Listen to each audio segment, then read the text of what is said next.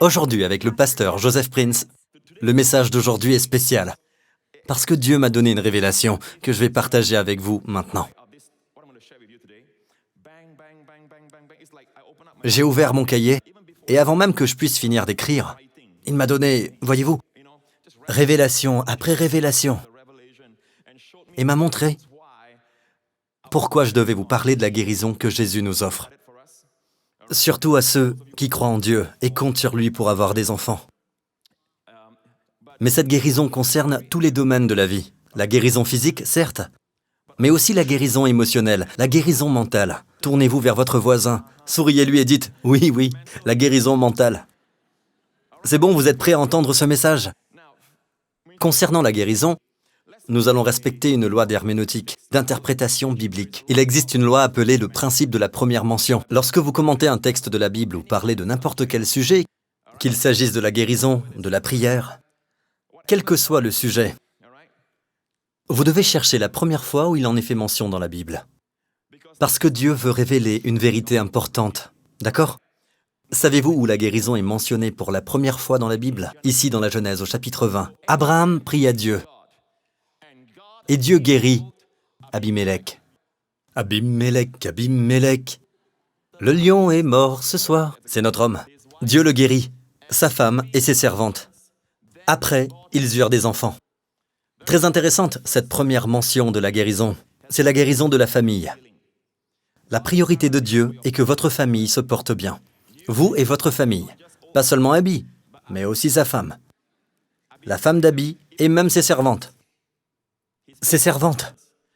Après, elles purent avoir des enfants, car l'Éternel avait frappé de stérilité toute la maison d'Abimélec, à cause de Sarah, femme d'Abraham. À cause de Sarah, la femme d'Abraham. Autrement dit, Sarah n'était pas à la bonne place. C'est pourquoi tous ces gens étaient malades. Avant de commencer, soyons bien clairs. Je vais vous parler de typologie. D'accord? La typologie est un procédé retenu par Paul. Ce que je veux dire par typologie, prenez l'exemple de Joseph. Savez-vous que Joseph est une image de Jésus? Il était le bien-aimé de son père. Ses frères étaient jaloux de lui. Les Juifs étaient jaloux de Jésus. Les pharisiens. Oui, ils l'ont livré aux païens. Jésus a été livré aux Romains. Puis, pour faire court, il est ressuscité des morts et tout le reste. Et cela fait 2000 ans qu'il est le pain de vie du monde païen. Jésus-Christ est devenu le pain de vie du monde païen. D'accord, peuple de Dieu? Venons-en à Abraham. De quoi est-il l'image? Abraham symbolise la justification par la foi. Romains 4. Que dirons-nous d'Abraham, notre ancêtre? Qu'a-t-il obtenu par ses propres efforts? Si Abraham a été considéré comme juste sur la base de ses œuvres, il a de quoi se montrer fier, mais non devant Dieu. En effet, que dit l'Écriture? Abraham a eu confiance en Dieu et cela lui a été compté comme justice. Or, si quelqu'un accomplit quelque chose, le salaire est porté à son compte non comme une grâce, mais comme un dû. Celui qui travaille doit être payé en fonction de son travail. Mais ce n'est pas ainsi que cela fonctionne avec Dieu. Dieu n'est redevable envers aucun homme. Il veut que tous les hommes lui soient redevables envers la grâce. Verset suivant. Par contre, si quelqu'un ne fait rien, quelqu'un qui se repose, mais croit en celui qui déclare juste l'impie. Pasteur Prince, vous ne faites que parler de repos, vous dites qu'il suffit de croire. C'est bien ça, on se comprend. Verset 5. Le chiffre de la grâce. Par contre, si quelqu'un ne fait rien, mais croit en celui qui déclare juste l'impie, n'importe qui peut croire à ce qu'il voit. Il est facile de croire à la chair, de croire que Dieu justifie l'homme pieux, qu'il justifie les mères Teresa. Mais figurez-vous que ce n'est pas ça l'Évangile. L'Évangile, c'est que Dieu justifie l'impie. Vous savez pourquoi? Qu'est-ce que cela signifie? Dieu a besoin de s'appuyer sur une base légale pour cela, et cette base est la croix de Jésus. D'accord? Sa foi lui est comptée comme justice. Gloire à Dieu! Abraham est donc une image de la foi. De la justification par la foi. À partir de maintenant, je vais dire la foi. Mais à quoi devez-vous penser? À la justification par la foi. D'accord? Alors, que symbolise Abraham? La foi. Tout le monde est d'accord là-dessus. Vous demandez à n'importe qui de quoi Abraham est-il le symbole, ils vous diront la foi. Le père de la foi. Il est connu comme étant le père de la foi. Et qu'en est-il de Sarah? Sa femme, son épouse légitime. Prenez Galates, chapitre 4. Dites-moi, vous qui voulez être sous la loi, ne comprenez-vous pas la loi? En effet, il est écrit qu'Abraham a eu 2 fils. Un de la femme esclave, Agar, c'est Ismaël, et un de la femme libre, Sarah, son épouse légitime, c'est Isaac. Mais celui de l'esclave est né par volonté humaine, par la chair. Et celui de la femme libre est le fruit de la promesse. Isaac n'a pas été engendré selon la chair, parce que quand il est né, Abraham avait 100 ans. Comment cela aurait-il pu être possible? Voyez-vous, Sarah était stérile depuis sa jeunesse. Alors, à 90 ans, elle était doublement stérile. Quand le bébé est né, tout le monde a compris que c'était l'œuvre de Dieu. C'est à Dieu qu'est revenue toute la gloire. Et ces deux femmes sont des symboles, verset 24. Il y a là une allégorie, car ces femmes sont les deux alliances. Elles deviennent des symboles. L'une, celle du mont Sinaï, enfantée pour l'esclavage. C'est Agar. Les 10 commandements ont été donnés sur le mont Sinaï, et la Bible dit qu'ils entraînent l'esclavage. C'est Agar. Cette Agar est maintenant une montagne. Verset suivant. Agar, c'est le mont Sinaï en Arabie, et elle correspond à la Jérusalem actuelle, car elle est dans l'esclavage avec ses enfants. Les enfants naturels de l'Israël actuel sont dans l'esclavage de la loi. Ils mettent leur foi dans l'obéissance à la loi, mais ne se rendent pas compte qu'ils sont incapables de l'observer. Et Dieu a envoyé son Fils comme leur justice. Ils s'efforcent d'être justes par eux-mêmes. Ils sont tombés sous la loi. Et ils correspondent à Agar. Ils croient en Agar, alors que leur véritable mère est Sarah. Paul continue, mais la Jérusalem d'en haut est libre. C'est Sarah. C'est elle qui est notre mère. Écoutez bien ce qui suit, c'est puissant. Qu'est-ce que cela signifie? Nous avons tous le même Père céleste, comme Isaac et Ismaël ont tous deux le même Père, Abraham. Mais la mère d'Ismaël est Agar, du mont Sinaï. Elle correspond au mont Sinaï. La mère d'Isaac est la grâce, Sarah. Revenons à notre récit. Maintenant que ce point est bien clair, reprenons Genèse 20. N'oubliez pas que Genèse 20 est le chapitre de la prière d'Abraham. Et c'est le premier récit de guérison dans la Bible. Souvenez-vous du principe de la première mention. Voyons ce que nous pouvons tirer de ce texte. Il nous dit beaucoup de choses. Pourquoi les croyants aujourd'hui ne sont-ils pas guéris? Pourquoi ils ne font pas l'expérience de la guérison? Alors que l'œuvre expiatoire de Jésus nous guérit. Quand ces guérisons seront-elles manifestées? C'est incroyable. N'oubliez pas, Abraham symbolise la foi. Sarah, quant à elle, est l'allégorie de quoi? De la grâce, très bien. De là, Abraham partit pour le sud. Il s'établit entre Kadek et Shur, puis séjourna à Guérar. Il disait de sa femme, Sarah, « C'est ma sœur ». C'était un mensonge délibéré. Le mensonge est mal, l'adultère est mal. Ce qui est mal est mal. Mais ce n'est pas en vous focalisant sur ce qui est mal que vous triompherez. Assurez-vous que ce que vous croyez est juste. La justesse de vos croyances est la clé d'une vie juste. Alors faites bien attention à ce qui suit. Il disait, c'est ma sœur. N'oubliez pas qu'Abraham est la foi et Sarah la grâce. Le problème aujourd'hui, c'est que lorsque les croyants parlent de la grâce, lorsqu'ils parlent de la grâce, comme je le fais aujourd'hui, ils disent « Amen, la grâce est ma famille ». Nous croyons que la grâce a sa place dans la famille chrétienne, mais ils n'ont pas de relation d'intimité avec la grâce. Une femme n'est pas une sœur. Nous sommes bien d'accord. Qui a éloigné la grâce? Un certain Abi. Abimélec, roi de Guérar, fit enlever Sarah. Il fit enlever Sarah. Dieu apparut en rêve à Abimélec et lui dit, « Tu vas mourir. » As-tu bien compris? D'accord? Tu vas mourir. Mais voilà, dans cette histoire, qui a menti? C'est Abraham qui a menti. Et qui Dieu a-t-il réprimandé? Abimélec. Non, non, vous n'avez pas besoin d'être spirituel avec moi. Ne cherchez pas à me donner une réponse spirituelle. Lisez la Bible et n'essayez pas de l'enjoliver, d'accord? Il y a quelque chose. Quand j'ai lu ce texte, j'ai dit à Dieu, « Tu t'es trompé de coupable. » Mais n'oubliez pas qu'à cette époque, Abraham est un prince avec Dieu. Il a cru Dieu et il a été justifié, non par ses œuvres, mais par la foi. Nous ne sommes pas justes parce que nous agissons bien, nous sommes justes par la foi. D'accord? Vous me suivez, les amis? Oui? Alors voilà. Dieu a réprimandé Abimélec et défendu Abraham et Sarah. Et Dieu a dit à Abimélec, « Tu vas mourir. » À cause de la femme que tu as enlevée, car elle est mariée. Sarah était la femme d'Abraham. Dieu n'a pas dit « la sœur d'Abraham ». Ce n'est pas la seule fois que Dieu appelle Sarah la femme d'Abraham. Dieu a donc dit à Abimélec, « Tu vas mourir. » Pourquoi? Tu as dissocié la grâce de la foi. Vous n'avez pas écouté ce que je viens de dire. Tu vas mourir parce que tu dissocies la grâce de la foi. Le problème aujourd'hui, je le répète, c'est qu'il ne faut pas dissocier la grâce de la foi. Abimélec n'a pas pris Abraham. Ne riez pas, car à l'époque, et encore aujourd'hui, nous pensons, Pasteur Prince, vous savez que les gens de la grâce ne parlent pas de la foi. Non, non, non, vous parlez de la grâce, les gens ont la foi, naturellement. Mais quand vous parlez de la foi, cela ne veut pas dire qu'ils ont la grâce. Vous me suivez? Il lui a dit, regardez ce qu'Abimelech a répondu à Dieu. Il a dit qu'il ne s'était pas approché d'elle. Pour quelque raison, il ne s'est pas approché d'elle. Ne me demandez pas de vous expliquer ça. Il y a des choses que la Bible n'explique pas. Alors moi non plus. Tout ce que je sais, c'est qu'il ne l'a pas touchée.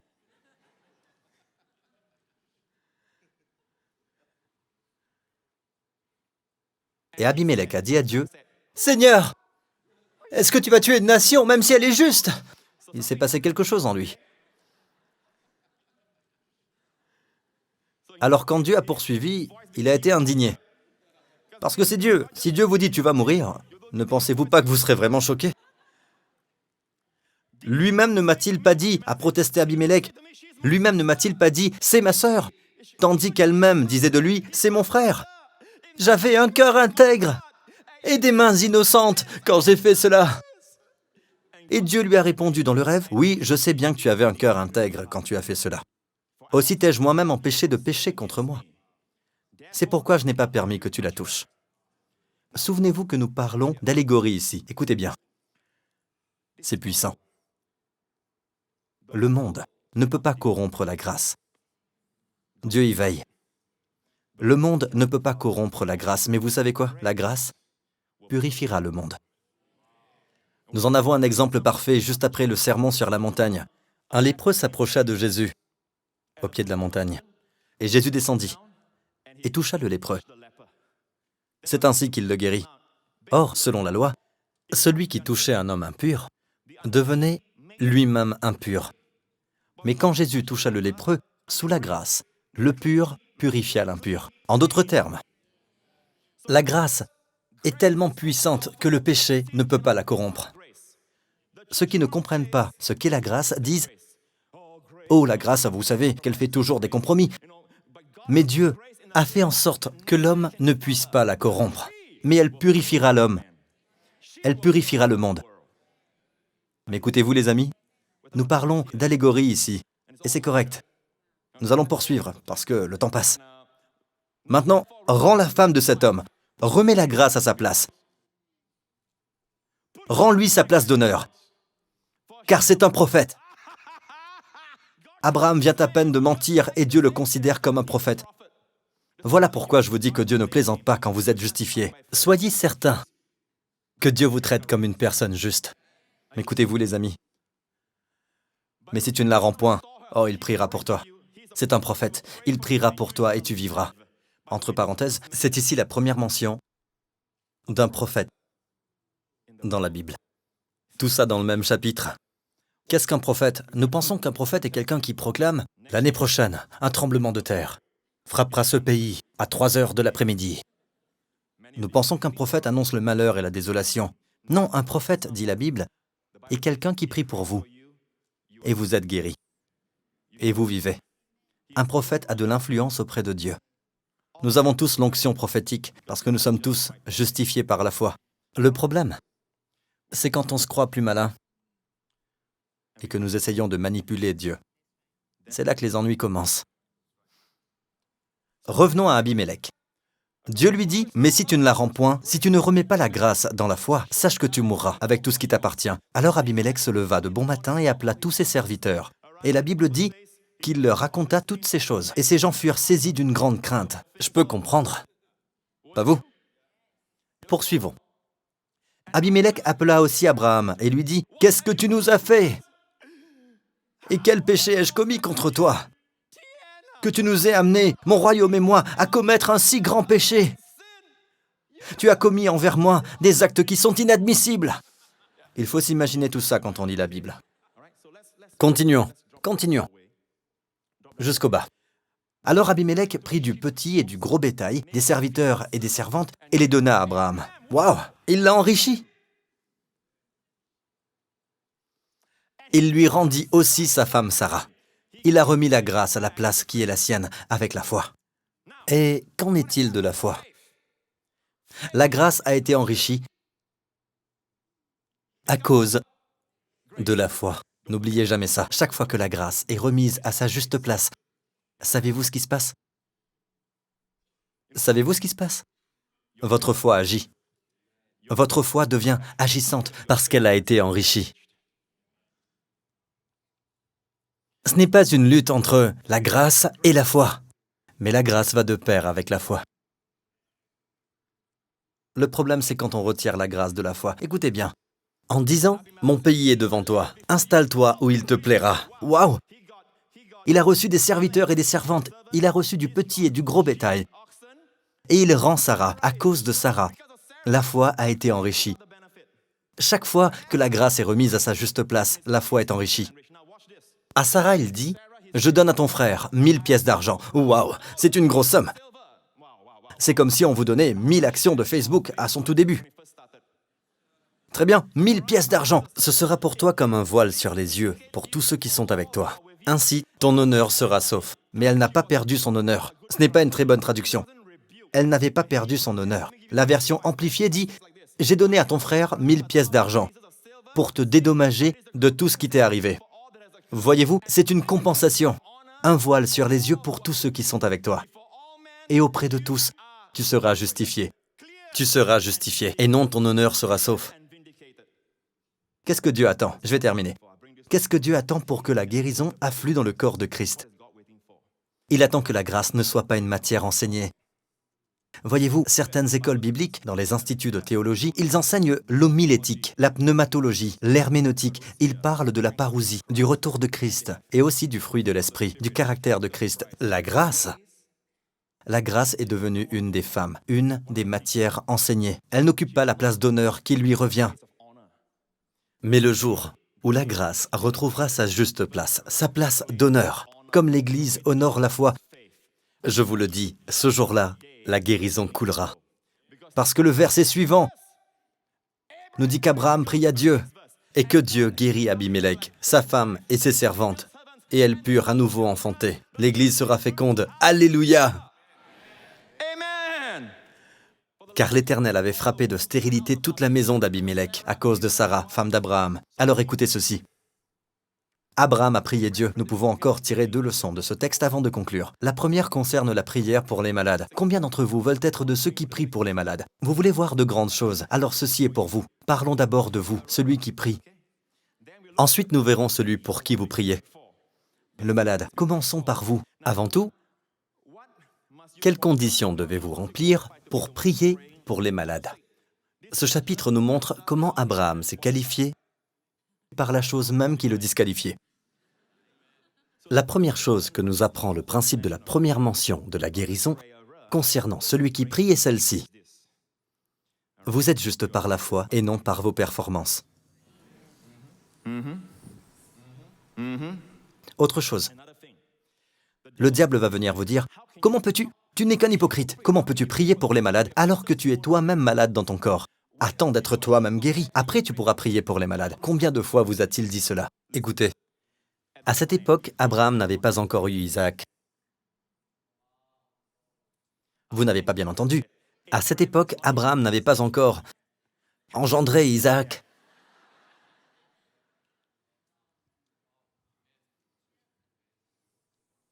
Et il prie pour qu'une autre famille soit guérie de sa stérilité. Alors que Sarah et lui n'ont pas d'enfants. M'entendez-vous? Parfois, nous avons l'impression que la grâce est tellement lente. Pas vrai? Mais quand elle arrive, quelle puissance! Deuxième leçon, concernant celui pour qui vous priez. Voici ce que vous devez lui demander, et j'apprends moi-même à le faire, avant de prier pour quelqu'un. Voyez-vous, quand les gens sont malades et qu'ils viennent me voir pour que je prie pour eux, je leur demande une chose. Avant de prier pour toi, je dois te poser cette question. Parce que s'il y a ça dans ta vie, la guérison ne peut pas couler en toi. De quoi s'agit-il, pasteur? Es-tu parfait? Dis-le-moi. Parce que si tu es parfait et obéissant en tout, la guérison ne peut pas se manifester en toi. Cette guérison est en effet de la grâce, et elle est pour des gens imparfaits. Alors réponds à ma question, avant que je prie pour toi, et dis-moi la vérité. Es-tu parfait? S'ils disent non, alors préparez-vous, préparez-vous, préparez-vous. Préparez-vous, préparez-vous. Faites un peu comme le bishop. Le bishop. Je sais, cette approche va vous étonner. C'est la seule qualification nécessaire. Celui qui prie ne doit pas être parfait. Celui pour qui il prie ne doit pas non plus être parfait. Et c'est alors que le cycle de la grâce se mettra en place. Et je vais terminer avec ça, le dernier verset du chapitre 20 nous dit « L'Éternel avait frappé de stérilité toute la maison d'Abimélec. » Chapitre suivant, chapitre 21, versets 1 et 2. L'Éternel intervint en faveur de Sarah, comme il l'avait dit. Et l'Éternel agit pour Sarah selon sa promesse. Sarah devint enceinte et donna un fils à Abraham dans sa vieillesse, au temps fixé dont Dieu lui avait parlé. Le diable ne veut pas que vous priez pour les malades, parce que quand vous priez pour les malades, vous mettez votre propre miracle en marche. Le diable veut que vous priez seulement une fois, que vous êtes parfait. Il veut que vous soyez d'abord complètement guéri avant de prier. Mais Dieu dit, si tu pries avant d'être toi-même exaucé, si tu pries même avant d'être complètement guéri, si tu pries pour les malades, tu recevras ton propre miracle. De fait, au chapitre suivant, Sarah a reçu. Abraham et Sarah ont reçu le miracle qu'ils attendaient depuis si longtemps.